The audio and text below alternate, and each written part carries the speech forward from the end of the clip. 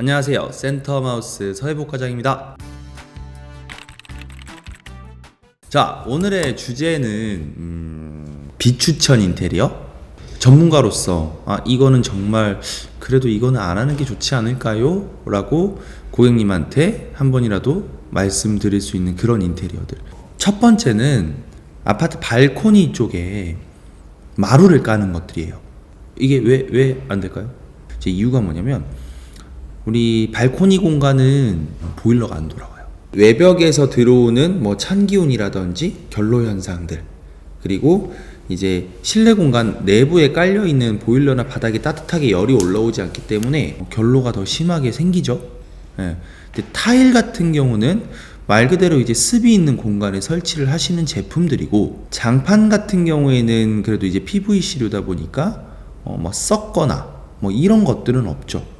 이제 환기가 잘 안 된다면 밑에 이렇게 습이 고일 수는 있겠지만, 근데 이제 마루 같은 경우는 불어트겠죠. 썩기도 하고 곰팡이도 생기고.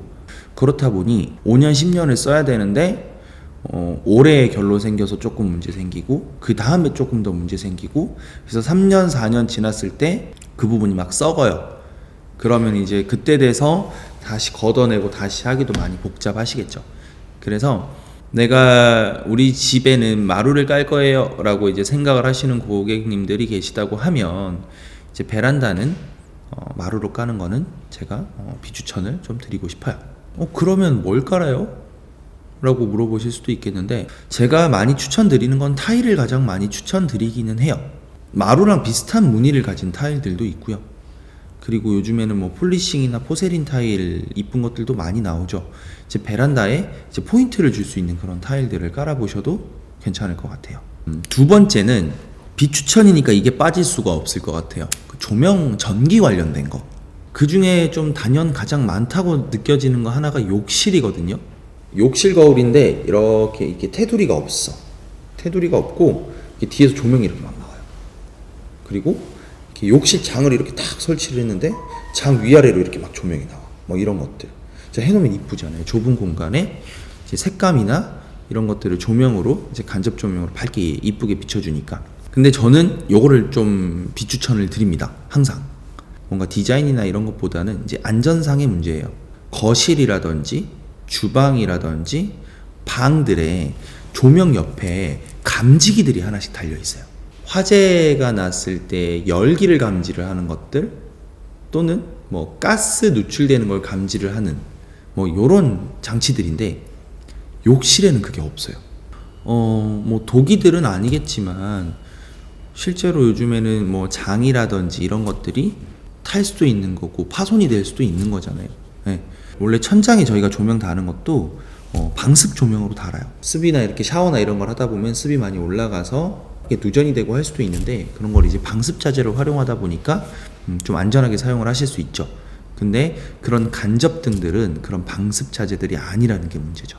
천장에서 이제 타일 뒤쪽으로 선을 빼서 그 거울 뒤쪽으로 선을 빼서 연결을 해준다거나 장 위아래로 선을 빼서 연결을 해주는 거기 때문에, 제대로 공사를 안 하시게 되면 그 전기 피복 그대로 노출이 되는 경우들도 있어요. 그리고 최대한 그런 것들이 티가 안 나고 빛만 나와야 되기 때문에 뭔가 전선이 이렇게 꼬여가지고 제대로 안전장치를 되어 있는 경우가 거의 없으실 거예요. 정말 하고 싶다고 하시면 제 생각에는 욕실을 이제 건식 타입의 욕실을 좀 활용을 하시는 것도 괜찮고요. 네. 그러면 이제 샤워하는 공간만 뭔가 이제 부스를 설치를 하셔서 이제 그쪽에서 이제 습이 최대한 안 나올 수 있도록 잡아주신 다음에 그런 조명들을 설치를 하시는 게 좋고요. 가장 중요한 거는 뭐 디자인도 중요하고 색감이나 이런 것도 중요하겠지만 우리 가족의 안전이 제일 우선 돼야 되지 않을까. 세 번째는 디자인과 색감이에요.